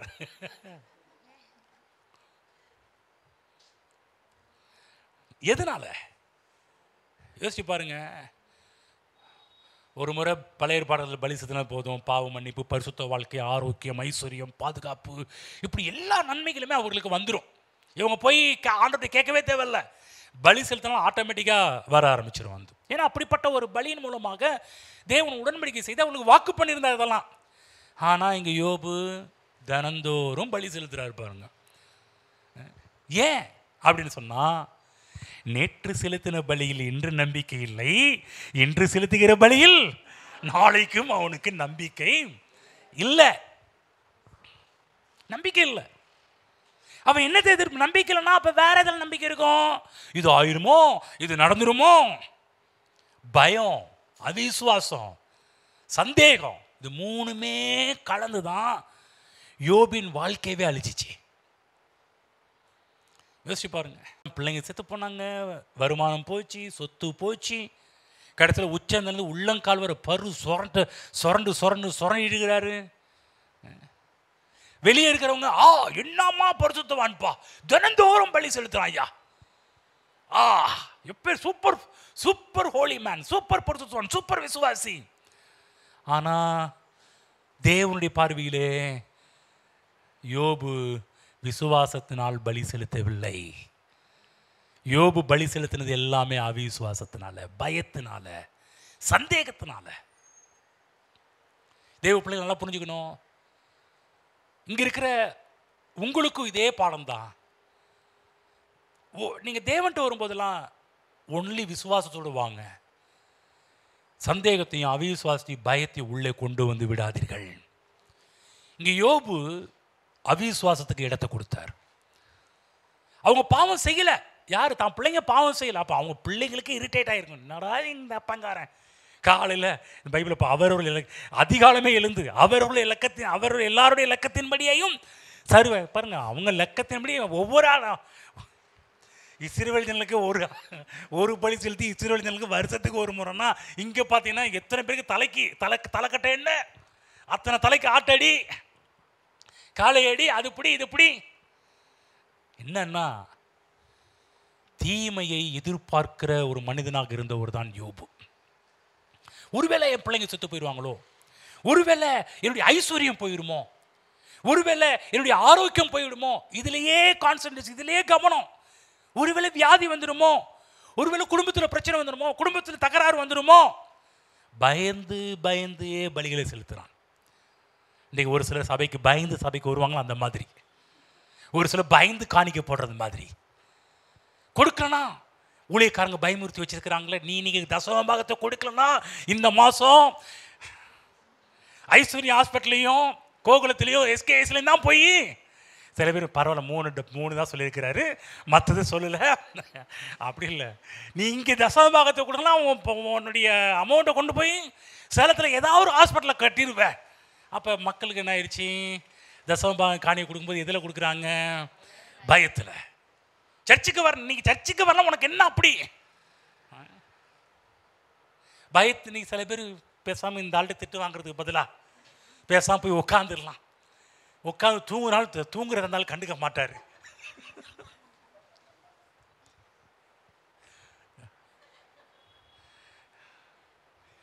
அதாவது ஒரு சிலர் ஏன் தூங்குறாங்க எனக்கு தெரியும். அதனால் எல்லாரும் தூங்குனீங்கன்னா கண்டிப்பாக அடிப்பேன். புரிஞ்சுச்சிங்களா? ஒரு சிலர், அதாவது எனக்கே தெரியும் ஒரு சிலர் ஏன் தூங்குறாங்கன்னு. அதனால் எனக்கு தெரிஞ்சுக்கிட்டு போய் நோட்டினு ஏன் தூங்க எது தூங்குறாங்க, எனக்கு சுச்சுவேஷன் தெரியும் இதெல்லாம் தூங்குறாங்கன்னு. சரி, ஓகே, அதில் போக வேணாம். என்ன சொல்கிறேன்னா, பயத்தாலேயே எதுவுமே செய்யாதீர்கள். கிறிஸ்தவ வாழ்க்கையில் அவிசுவாசம், சந்தேகம், பயத்தினால் எதையும் செய்யாதீர்கள். விசுவாசம், அன்பினால் இருந்து செய்யுங்கள். படிப்போம். யோபு 3க்கு போவோம். 25. யோபு அவரே பதில சொல்கிறார். கவனிங்க, இவ்வளோ பிரச்சனைக்கு என்ன காரணம்? நம்ம ஆராய்ச்சி பண்ணிட்டு இருப்போம். யோபுக்கு இப்படி ஆயிருமோ, யோபுக்கு அப்படி ஆயிருமோ, யோபுக்கு அதாயிரும், நம்ம ஆராய்ச்சி பண்ணிட்டு இருப்போம். ஏன் ஆச்சு, எதுக்கு ஆச்சு? அவரு கூட இந்த மாதிரிலாம் ஆராய்ச்சி. நம்ம கிறிஸ்தவர்கள் பாருங்க, பாயிண்ட் நம்பர் 1, பாயிண்ட் நம்பர் 2. ஆனால் நம்ம ஆளு ஒரே பதில சொல்லிட்டாரு. என்ன போவோம்? 25 படிங்க பார்க்கலாம். நான் பயந்த காரியம் எனக்கு நேரிட்டது, நான் அஞ்சினது எனக்கு வந்தது. தமிழில் ஒரு சில வார்த்தைலாம் விட்டுட்டாங்க. இந்த மூல பாஷையில் இதனுடைய கரெக்டான டிரான்ஸ்லேட் சொல்கிறேன், நீங்கள் நோட் பண்ணி வச்சுக்கோங்க. இது எதெல்லாம் விடப்பட்டிருக்கு அது நீங்கள் தமிழ் பைபிள் நீங்கள் எழுதி வச்சுக்கோங்க. ஓகேங்களா? நான் சொல்கிறது சரியான மொழிபெயர்ப்பு என்னன்னா, நான் மிகவும் பயந்த காரியம். ஓகேங்களா?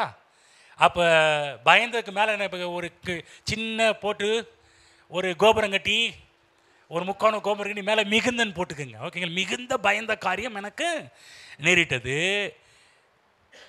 நான் அஞ்சினது எனக்கு அப்படியே வந்தது. அப்போ இதில் அப்படியே ஜாயின் பண்ணிக்கோங்க. சரியான மொழிபெயர்ப்பு, மூல பாஷையில் வரக்கூடிய மொழிபெயர்ப்பு என்னன்னா, நான் மிகவும் பயந்த காரியம் எனக்கு நேரிட்டது, நான் அஞ்சினது எனக்கு அப்படியே வந்தது. யார் சொல்கிறது? அவரே பதில் சொல்லிட்டார். யோபு பதில் சொல்லிட்டார். இவ்வளோ பிரச்சனைக்கு என்ன காரணம்? நான் எந்த காரியத்தை கொடுத்து பயந்தேனோ, மிகவும் பயந்த காரியம், எனக்கு என் பிள்ளைகளுக்கு இப்படி ஆயிருமோ, என் பிஸ்னஸ் போயிருமோ, என் ஐஸ்வர்யம் போயிருமோ, என்னுடைய உடம்புல வியாதி வந்துடுமோ, என் குடும்பத்தில் பிரச்சனை வந்துடுமோ, எதெல்லாம் மிகவும் பயந்த காரியம் எனக்கு நேரிட்டது, நான் எதெல்லாம் நினச்சி அஞ்சினோ அதெல்லாம் அப்படியே. எதெல்லாம் பயந்தாரு? என் பிள்ளைகளுக்கு ஏதோ ஆயிருமோன்னாரு, அது அப்படியே ஆச்சா?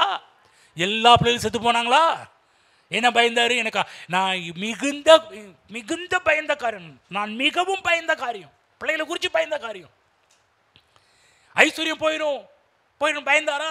போச்சு, அப்படியே வந்துச்சு.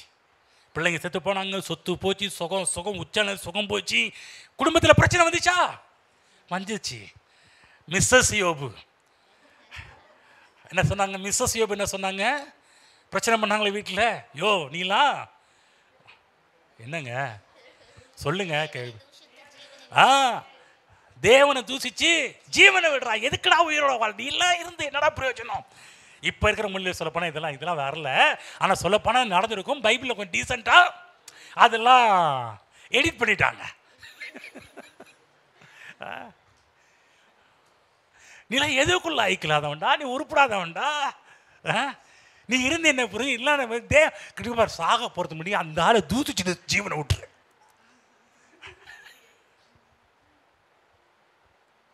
சாக போற. சர்ச்சு மேலே கேஸை கொடுத்து செத்து போயிரு. இல்லையே சர்ச்சு மேலே பாஸ்டர் மேலே கேஸை கொடுத்துட்டு போயிரு.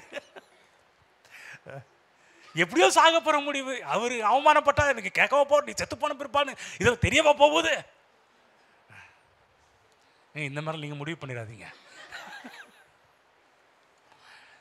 யோபு கரெக்டாக பதில் சொல்கிறாரு, நான் மிகவும் பயந்த காரியம், எனக்கு அஞ்சினது எனக்கு அப்படியே, நான் எதை பயந்தனோ அது அப்படியே எனக்கு நேரிட்டுச்சுன்ற. ஓகேங்களா? நல்ல மனுஷன். இவனை பற்றி சொல்லும்போது, இவரை பற்றி சொல்லும்போது பைபிள் சொல்லுது பாருங்க. முதல் வசனம் 1:1 ஊத்ஸ் தேசத்திலே யோபு என்னும் பேர் கொண்ட ஒரு மனுஷன் இருந்தான். அந்த மனுஷன் எப்படிப்பட்டவன்? உத்தமனும் சன்மார்க்கனும் தேவனுக்கு பயந்து பொல்லாப்புக்கு விலகுகிறவனுமா இருந்தான். அப்பனா எவ்வளவு இன்னைக்கு இருக்கிற விசுவாசிகளை காட்டிலும் டாப். இன்னைக்கு யோபு நிற்க வச்சிங்கன்னா நம்ம எல்லாரும் ஃபெயில் ஆயிடுவோம், யோபு பாஸ் ஆயிடுவார். தெரியுங்களா? கீழே அதே சாத்தான் கூட பாருங்க, 8ஆம் வசனம். கர்த்தர் சாத்தானுக்கு கர்த்தர் சொல்ல, என் தாசனாகி யோபின் மேல் கவனம் வைத்தாயோ.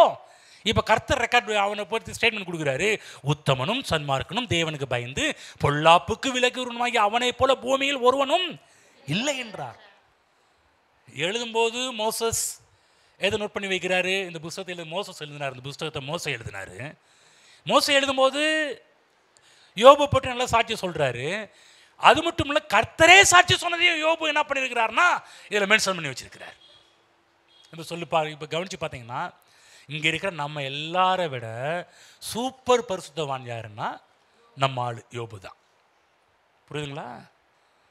ஆனால் இப்படிப்பட்ட பரிசுத்தவான் நல்ல மனுஷன், ஆனால் உள்ளத்தில் எதை கொண்டு வந்தாருன்னா பயத்தை, அவிசுவாசத்தை கொண்டு வந்தார். வாழ்க்கையில் எல்லாமே ஸ்பாயில் ஆயிடுச்சு, எல்லாம் போச்சு. நல்ல வேலைக்கு தேவனுக்கு கொடுத்த விசுவாசம் வந்துச்சு பாருங்க. திரும்ப அவன் இழந்து போனதெல்லாம் 2 மடங்காக பெற்றுக்கொண்டார். தேவ பிள்ளைகளை நல்லா புரிஞ்சுக்கங்க. என்ன பேசிக்கிட்டு இருக்கிறோன்னா, நம்முடைய மனம் ஒரு ஆண்டனா மாதிரி. ஆண்டனா இப்போ இந்த காலகட்டத்து பிள்ளைகளுக்கு பெரிய சின்ன பிள்ளைகளுக்கு தெரியாது. அது டிஸ் ஆண்டனா. டிஸ்ன்னா புரியும். ஆனால் அந்த காலகட்டத்தில் பார்த்தீங்கன்னா பெரிய கம்பி வரும், கம்பியில் குச்சி குச்சா இருக்கிற மாதிரி இருக்கும். வந்து இன்றைக்காவது பரவாயில்ல, அக்யூரேட்டாக வச்சுருவோம். கீழே நட்லாம் போட்டோம்னா கீழே போய் கரெக்டாக வந்து லைட்டாக திருப்பி வைக்கிறது தான். ஆனால் அந்த காலத்து ஆண்டனால கரெக்டாக கீழே போயிட்டு வரணும். கீழே ஒருத்தர் இருக்கணும். தெரியுதா? தெரியுது. இல்லைப்பா கொஞ்சம் மங்கலாக வருது, இல்லை கோடு வருது, புள்ளியாக வருது. திருப்பி வருவாங்க பாருங்க. திருப்பி கீழே பார்த்தா அப்போ தான் காக்கா இங்கே வந்து உட்காரும். ஏதோ முக்கியமான சீன் ஓடிட்டு இருக்கும் போது தான் கரெக்டாக காக்கா வந்து உட்காரும் பாருங்க. நம்ம காக்காங்க எப்போதுமே அது உட்காரும் போதே ஒரு குலுக்கு தான் உட்காரும். வந்து ஏன்னா அது தக்கையாக இருக்கும். ரொம்ப அந்த அலுமினியெல்லாம் ரொம்ப லைட் அலுமினியம் உட்காந்தோன்னுமே அந்த ஆண்டனா கொஞ்சம் ஆட்டணும், அப்போ போயிடும். திரும்ப போய் காக்காவை துரத்தி விட்டு திரும்ப ஆண்டனாவை சரி பண்ணணும். என்ன சொல்ல கவனமாக கேளுங்க. மனம் ஒரு ஆண்டனா மாதிரி. இந்த மனதை சரியான திசையில் திருப்பி செட் பண்ண வைக்க வேண்டியது நம்முடைய கடமையாக இருக்கின்றது. ஆமாம். எப்படி இந்த ஒளி அலைகளெல்லாம் இழுத்து கொண்டு எப்படி ஆண்டனா மூலமாக டிவிக்கு வந்துச்சோ, அதே போல் இந்த மனம் என்கின்ற ஆண்டனா, இந்த ஆண்டனா மாதிரி இருக்கின்ற மனம் தேவனுடைய நன்மைகளை எதிர்பார்க்கின்ற மனதாக, தேவனுடைய நன்மைகளை கவர்ந்திருக்கின்ற மனதாக நாம் செட் பண்ண வேண்டும். ஆமென். தீமையை எதிர்பார்க்கிற மனது தீமையை கவர்ந்திழுக்கும், நன்மை எதிர்பார்க்கிற மனது நன்மையை கவர்ந்திழுக்கும்.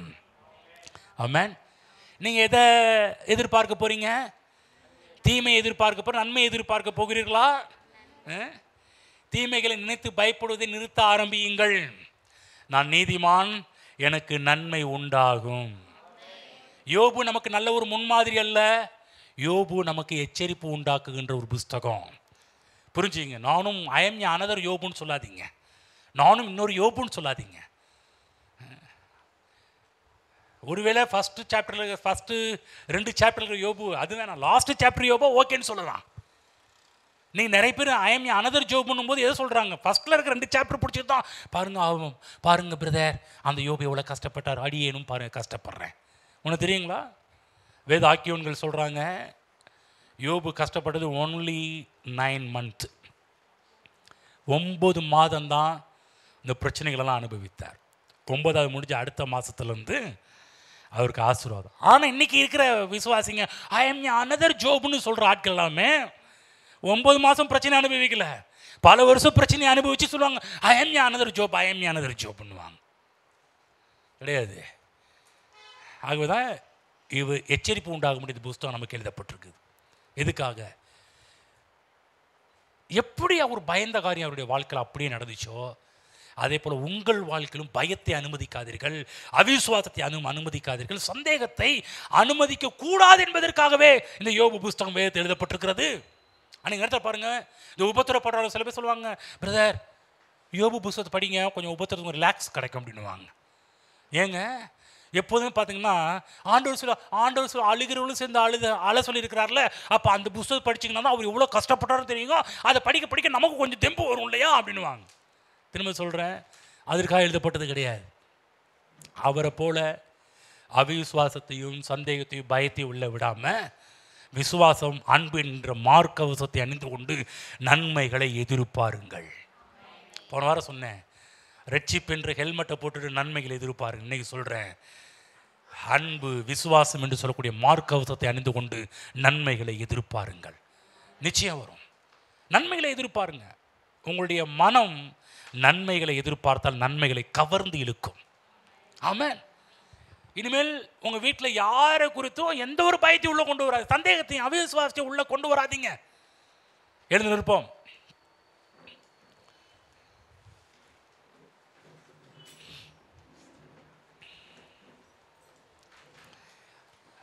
நன்மை எதிர்பாருங்கள்.